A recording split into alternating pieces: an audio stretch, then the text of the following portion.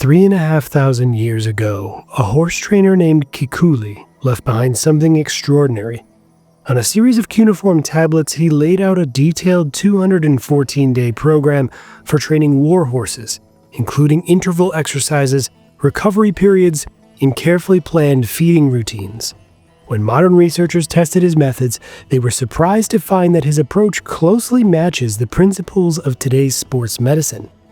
Kikkuli worked for the Hittites, but he originally came from a land called Mitanni, a state that once stretched from the Mediterranean coast to the mountains of Iran and ranked among the great powers of the ancient Near East. The rulers of Mitanni corresponded as equals with the pharaohs of Egypt and the kings of the Hittites and Babylonia.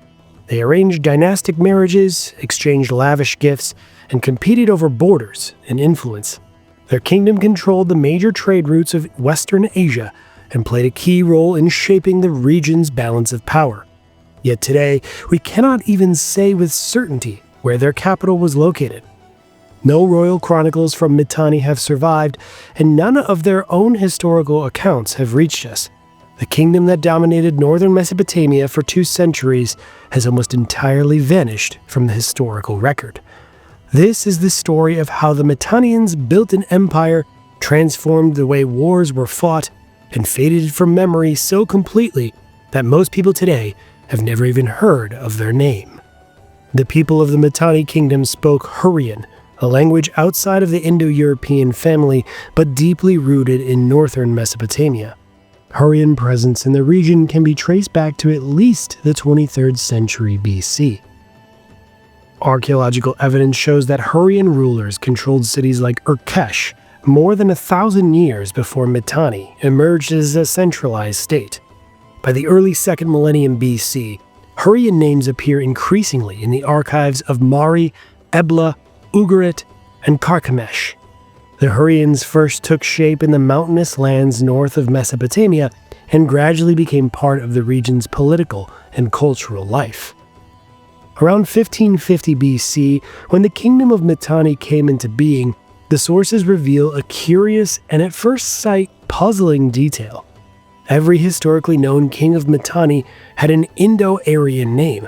These were not random borrowings. The royal names of the Mitanni rulers have clear origins that led back to Sanskrit. The name Tushratta, for example, can be understood as the one who commands an attacking chariot. Shaushtatar simply means warrior. Artashamara can be interpreted as the one who thinks of Arta, the cosmic order central to the Vedic belief.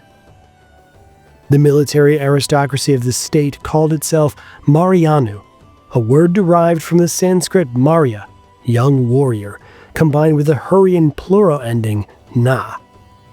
Even the name of the Mitanni capital, Washukani, probably contains the Indo-Aryan element Vasu, meaning good or auspicious, joined with the Hurrian word forming suffix.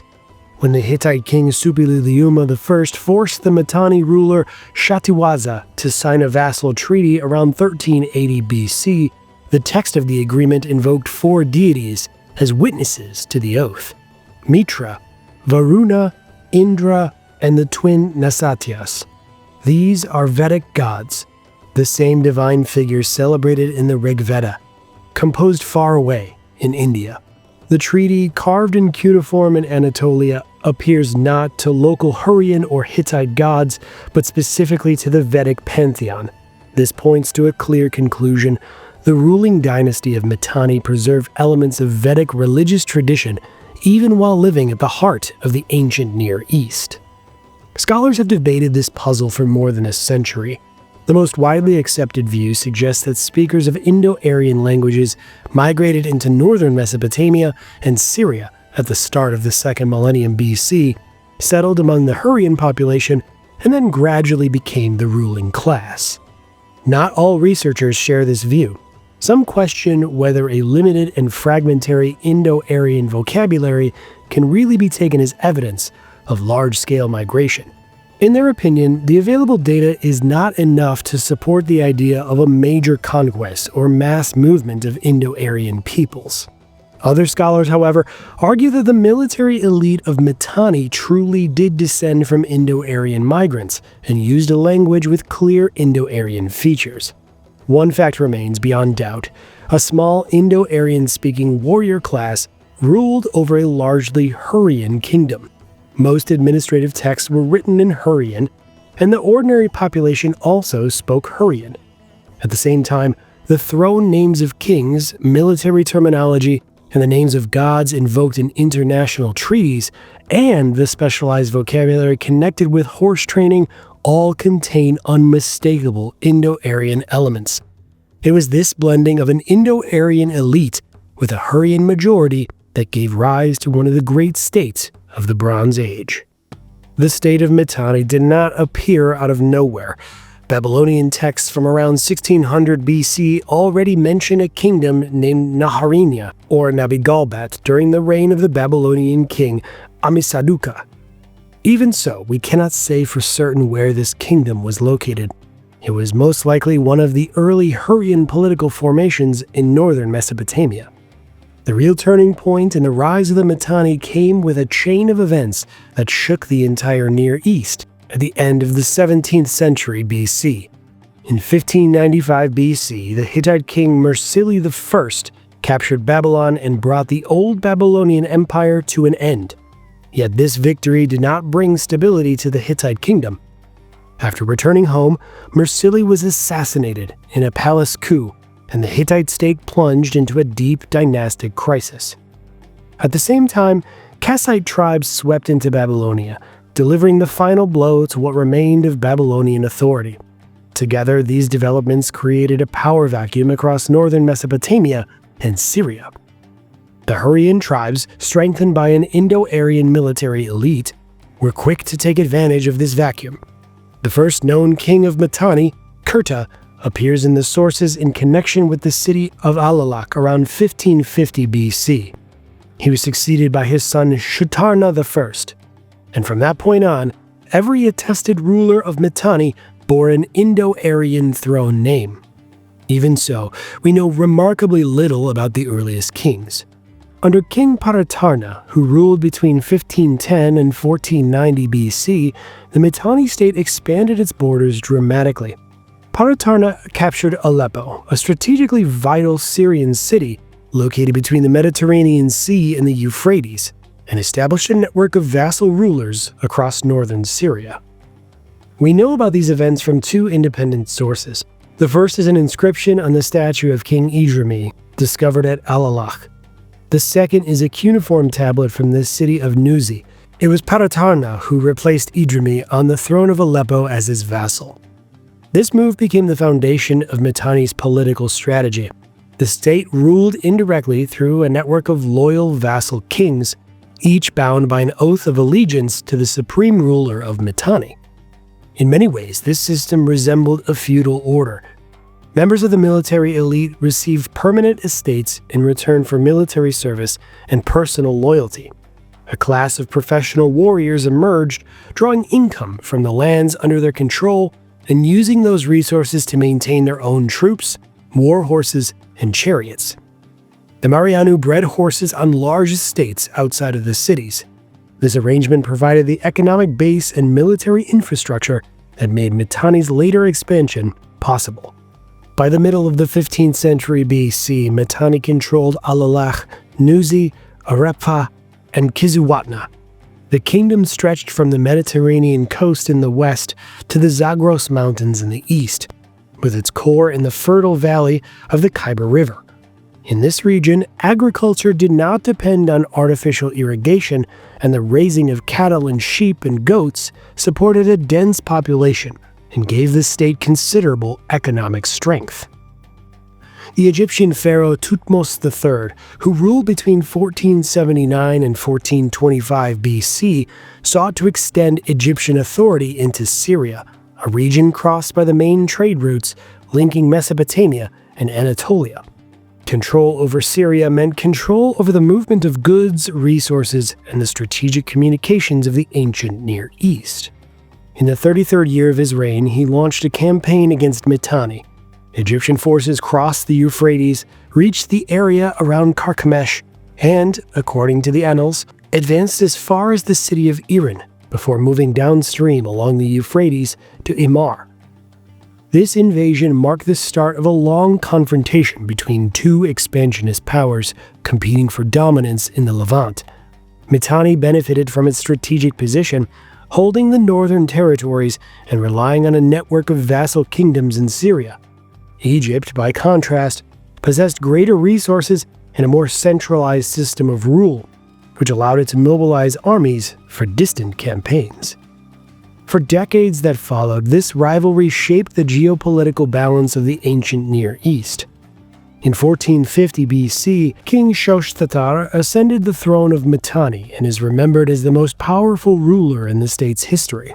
Under his reign, Mitanni reached its greatest territorial extent and political influence. Shaushtatar clearly understood how exposed his kingdom was. Mitanni found itself squeezed between several potential enemies. The Hittites pressed from the north, even though buffer states such as Kizzuwatna in the west and Ishwa in the north were meant to hold back Hittite expansion. The threat never truly went away. From the south, Egypt was becoming more active, and to the east lay Assyria, not yet the mighty empire it would later become, but already strong enough to pose a serious danger. Shaushtatar's first priority was to remove the Assyrian threat. In the middle of the 15th century BC, he marched against Assyria, sacked its capital Ashur, tore down the city walls, and carried off the palace's golden and silver doors to Washukani. He left his own governors in Ashur, who joined the city council and effectively took control of its political life, turning the city into a Mitanni vassal. At the height of its power, Mitanni stretched from the region of modern Kirkuk in Iraq to the eastern shores of the Mediterranean, from the Anatolian mountains to the city of Kadesh in southern Syria. Mitanni's expansion rested on a series of military and technological innovations. Above all, the Mitannians were among the first in the Near East to make wide use of war chariots with spoked wheels. Each chariot carried 2 men, a driver and an archer. This combination offered high mobility and formidable striking power, allowing a rapid attack followed by an equally rapid withdrawal before enemy infantry could even react. Yet the effectiveness of chariots depended heavily on the quality of the horses and the skill of the drivers. Their use required long and systematic preparation. This is why Kikkuli's training program is so significant. It's a unique document that gives us a rare glimpse inside the military machine of Mitanni. Kikkuli's training approach is genuinely impressive in how carefully it was planned. He clearly set out cooling periods, interval exercises at different gates, and a precise feeding schedule based on oats, barley, and hay at least 3 times a day. The horses were kept in stables, groomed regularly, and washed with warm water. The entire program relied on a gradual increase in workload and the steady development of endurance over several months.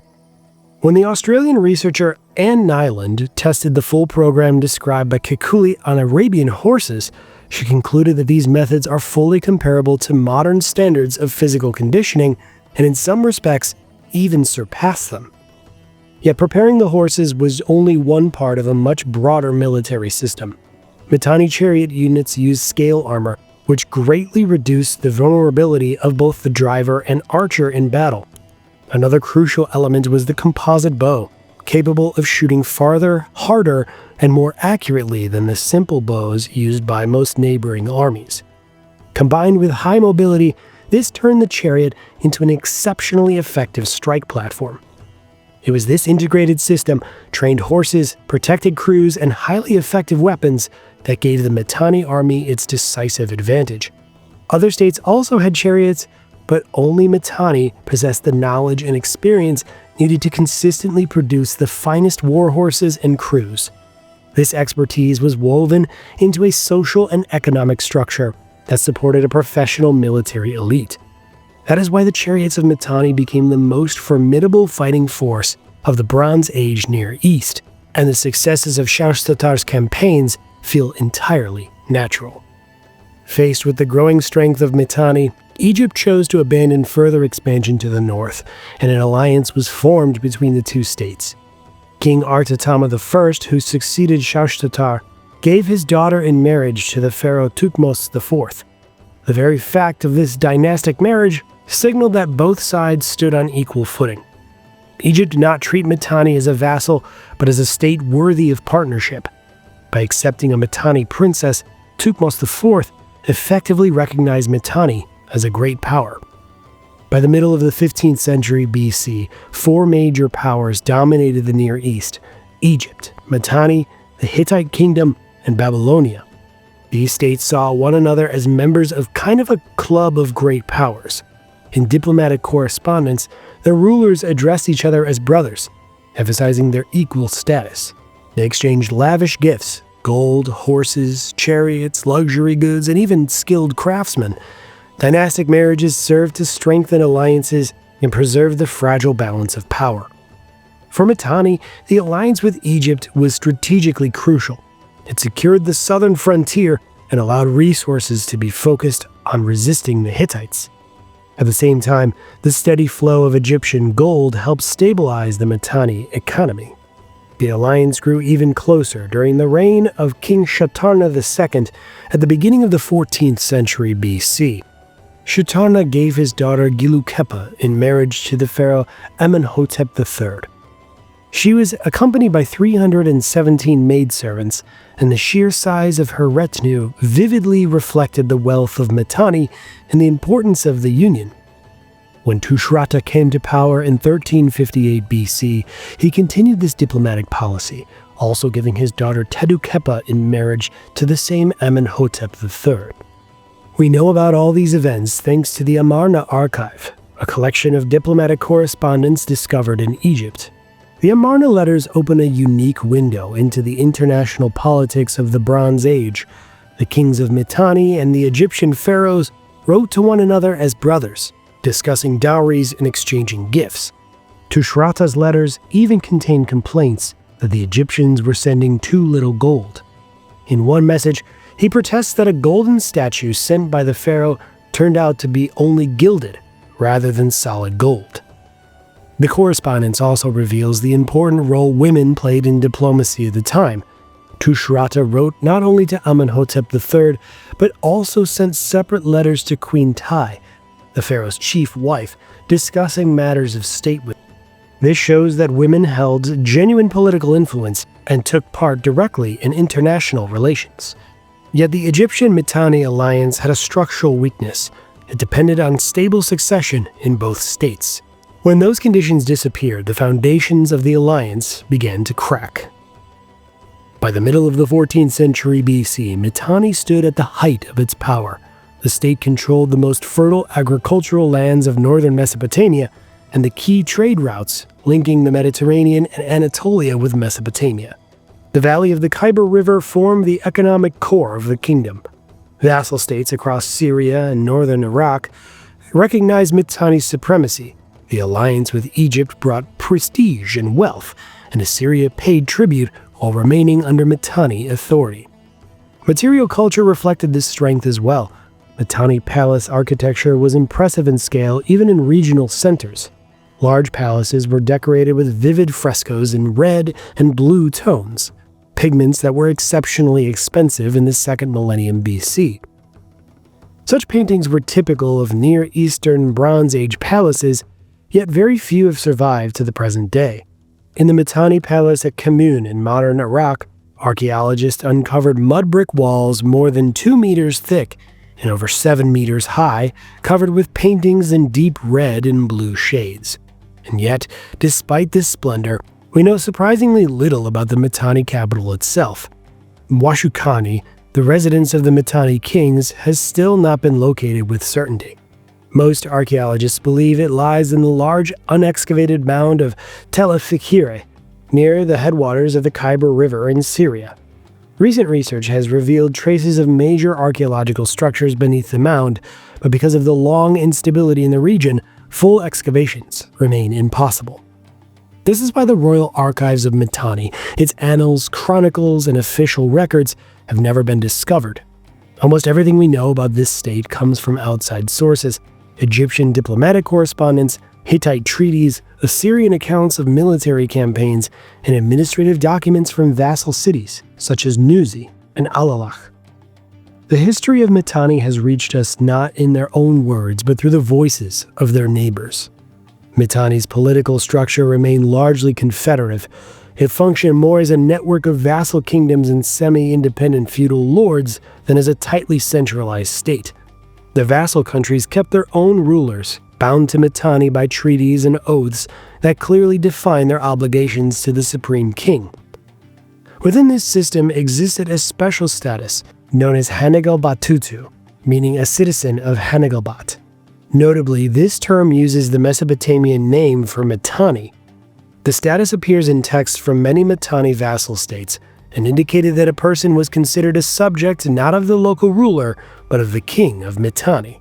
One tablet from Alalakh describes a man who falsely claimed Hanegal Batutu status in order to escape service to the local ruler. The very fact that such deception occurred shows that this status granted real and meaningful privileges. Moreover, it could be extended to relatives, even within vassal states, suggesting the existence of something close to supranational citizenship. For the Bronze Age, this was truly a revolutionary idea, a concept of political belonging that went beyond a single city or kingdom and embraced the entire empire. A similar approach would not appear again until many centuries later in the era of the Roman state. The vassal system was both the strength and the weakness of the Mitanni. It showed the control of vast territories without the need for a large administrative apparatus or numerous military garrisons across the state. But at the same time, such a decentralized model depended entirely on the perceived strength and legitimacy of the central authority. When that authority weakened, the Confederation would collapse with remarkable speed. At the end of the 14th century BC, the state of Mitanni entered a deep succession crisis. When Tushratta came to power around 1358 BC, his claim to the throne was far from secure. His brother Artatama II proclaimed himself king of Hurri and sought support from the Assyrian ruler Ashur-uballit I. This sparked a civil war between the two rivals.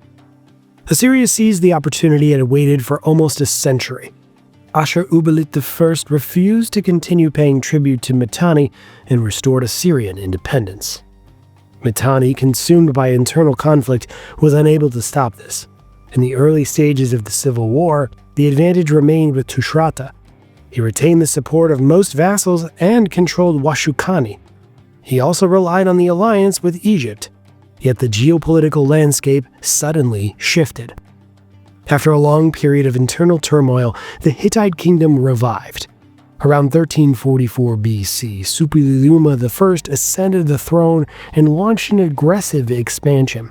He supported an alternative claimant to the Mitanni throne, Artashumara II, calculating that a weakened and divided state would serve Hittite interests better than a unified and strong one. Tushratta appealed for help to Egypt, but Amenhotep III and his successor weighed the risks and chose not to intervene. Egypt feared the growing power of the Hittites, yet not enough to commit open war. 1345 BC, Suppiluliuma began what historians call the Great Syrian War. Mitanni controlled the Kilikien Gates, effectively the only convenient route between Anatolia and Syria. The Hittites tried to force their way through this pass, but suffered heavy losses and withdrew. Suppiluliuma then changed his strategy. He attacked the kingdoms of Hyassa and Ishua to the north of the Mitanni, formerly its vassals. In a rapid campaign, both states were subdued, and the Hittite army found itself in Mitanni's rear. After this, Suppiluliuma crossed the Khyber River and advanced on Washukani. Tushratta was caught by surprise and fled with part of his forces before the city fell. The Mitanni capital was plundered and burned. Tushratta's later fate remains uncertain. Some sources claim that he escaped and never returned, while others suggest that he was killed by his own son in an attempt to appease the Hittites and save what remained of the kingdom. Following the destruction of Washukani, Suppiluliuma turned south and systematically subdued the Syrian vassals of Mitanni: Aleppo, Mukish, Nia, Arhad, Tukatnu, and Nuhashashe. The western territories that had once provided Mitanni with its wealth passed into Hittite control. The state that had stretched from the Mediterranean was reduced to a small region in the valley of the Khyber River. In the ruined capital, a new struggle for power broke out. The Hittites supported one faction, while the newly independent Assyria backed another. In the end, the Hittite army occupied Washukani and placed Shatiwaza, the son of Tushratta, on the throne. Subbiluliuma married him to a Hittite princess and forced him to sign a vassal treaty around 1330 BC. Mitanni, once an independent kingdom, became a vassal of the Hittite Empire. Mitanni remained a vassal of the Hittite kingdom for several decades and was only a faint shadow of its former power. Yet, even in this weakened state, the country still held enough potential to imagine a possible revival of its influence. Around 1307 BC, the Assyrian king Adad-nirari I launched a war against Mitanni. He defeated the Mitanni ruler Shaushtatar I in battle, captured him, and brought him in chains to Ashur. There, Shaushtatar was forced to swear loyalty to Assyria and become its vassal, in Assyrian terms, to wear the yoke of Ashur. The roles had completely reversed. The former overlord had become the vassal of his former subject. Shaushtatar was allowed to return and govern Mitanni in the name of Assyria, paying regular tribute. This arrangement lasted only one generation, however. Around 1250 BC, King Shaushtatar II made a final attempt to break free from Assyrian domination. He formed an alliance with the Alamu, Aramean nomadic tribes, and launched a rebellion against Assyria. The uprising shows that Mitanni still preserved a high level of military organization. The rebels tried to act strategically, seizing mountain passes and water sources in an effort to cut the Assyrian army off from water and fodder. Yet this proved insufficient. The Assyrian king Shalmaneser I crushed the rebellion and destroyed the last remnants of Mitanni's statehood. The territory of Mitanni was annexed and turned into an Assyrian province, reaching as far as the Euphrates. Following standard Assyrian practice, part of the population was deported and replaced with Assyrian settlers. This shattered local societal structures and made further resistance impossible. After this annexation, Mitanni ceased to exist as a separate political entity. From its emergence around 1550 BC to its final destruction around 1250 BC, the kingdom endured for roughly 3 centuries, more than 200 years as an independent state, and another 80 years as a vassal. Why did Mitanni almost completely vanish from the pages of history to the point to where most people today have never even heard of this state? First, Mitanni was physically destroyed. Unlike Egypt with its stone temples and pyramids, or Mesopotamia with its massive mud-brick ziggurats, Mitanni left almost no monumental architecture behind. If Mitanni written archives ever even existed, they were most likely systematically destroyed by the Assyrians, former vassals who had every reason to erase the memory of their former overlords. But there was also a deeper reason. Mitanni existed within the international system of the Late Bronze Age, a world of great powers that recognized one another, formed diplomatic alliances, exchanged letters, gifts, and dynastic marriages. This system gave Mitanni its status and visibility. When at the end of the 13th century BC, that international structure began to collapse during the Bronze Age collapse, the context in which Mitanni mattered disappeared as well. Although Mitanni fell into the wider collapse, its disappearance became part of a broader process. The world that remembered Mitanni as a great power ceased to exist. The successor states, the revived Assyria, the Neo-Hittite kingdoms, the new Assyrian and Anatolian polities, created their own historical narratives. In those narratives, there was simply no place left for Mitanni. The Indo-Aryan military elite vanished entirely, and after the fall of the Mitanni, no continuous tradition of Vedic religion survived in the region. The Marianu class disappeared without leaving direct descendants. The Hurrian population was partly scattered by Assyrian deportations and partly absorbed by new states. Over time, many Hurrians withdrew into the northern mountains, where several centuries later, a new state with a strong Hurrian element, Urartu, would emerge. Mitanni therefore disappeared not only as a political reality, but also as a historical memory. Not because it was unimportant, but because the world in which it had meaning had vanished together with it. Yet the legacy of the Mitanni was far from insignificant.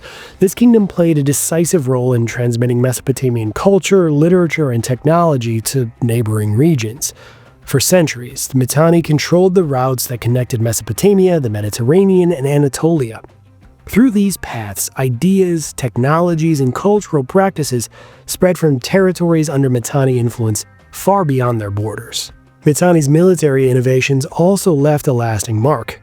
War chariots, scale armor, and the composite bow became the foundation of the Assyrian military power that would later dominate the Near East. Finally, the fact that much of northern Syria remains unexcavated gives reason to hope that in the future, we will uncover many new and unexpected details about the history of Mitanni, a state that disappeared from memory, but not from the course of history. If you made it to the end of this video, we really appreciate it if you liked and subscribed. Follow along on our journey through ancient civilizations and history. If you'd like to support the channel, join our Patreon or become a YouTube channel member. You get early access to new episodes, behind-the-scenes looks, and more. You can also leave a super thanks below to give us a little extra boost. If you want to listen to history on the go, check out our all-new podcast, Parabellum History. You can find it on all major podcast platforms. Thanks again for tuning in, and we hope to see you next time.